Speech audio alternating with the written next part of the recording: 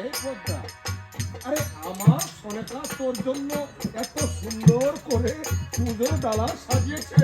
দাদা ঠিক আছে, এই চম্পুলা নগরবাসী সকলেই চেয়ে চেয়ে দেখবে চাঁদ সওদাগর কিভাবে ওই নাছুরি বান্ধবী পদ্মার পুজো করে। তুমি আসন নিয়ে বসেছ।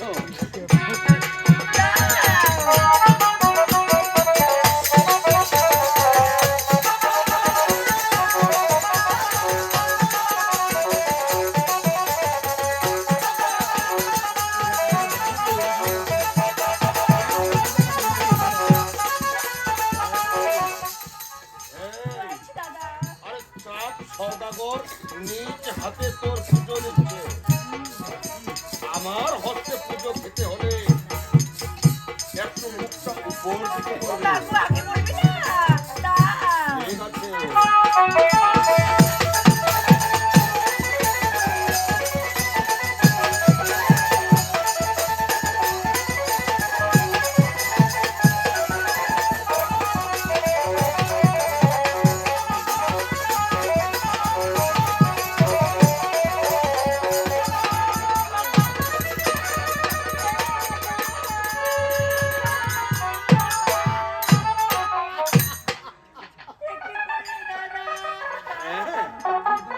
এমনি করে জনম জনম ধরে অপমানিত হবি, কারণ তুই আমার 6 ছেলেকে নিধন করেছিস। আমার সপ্তডিঙ্গা ওই কাঙ্কন ঘাটে ডুবিয়েছিস আর এসেছিস আমার হস্তে পুজো নেবে বলে।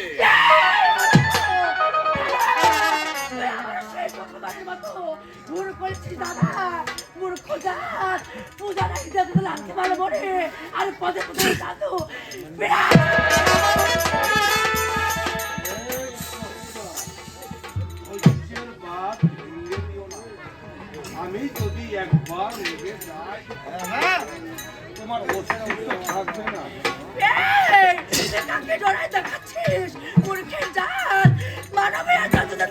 তার সাথে বাদ মূর্খ জাদু জর্দা পরিবার হচ্ছে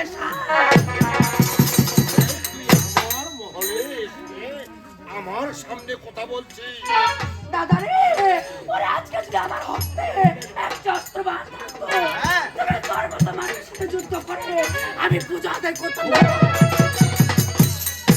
তুই তাহলে নিরস্ত্র? হ্যাঁ গো দাদা, তোর কাছে যদি একটা অস্ত্র থাকতো তুই আমার সাথে যুদ্ধ করতে। অবশ্যই করতাম। ঠিক আছে, আমি চাঁদ সওদাগর একটি অস্ত্র দান করবো।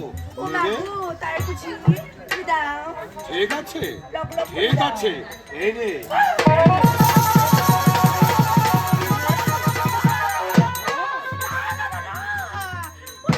জানো না সেই সমস্ত লাঠি যে আমার পরম শত্রু দাদা। তোমার শত্রু হলেও আমার যে পরম বন্ধু। আমি তোর অনেক বড় বড় কথা শুনেছি। পদ্মা, তুই যুদ্ধের জন্য প্রস্তুত হ। তুই কি মনে করেছিস আমি সাধারণ? ওরা কালে আশা করেছে কাল রাত্রি তাদের মুক্তি দেবের জ্বলন্ত আগুনে আমি তাদেরকে শুরু করবো। কোথায় রাখি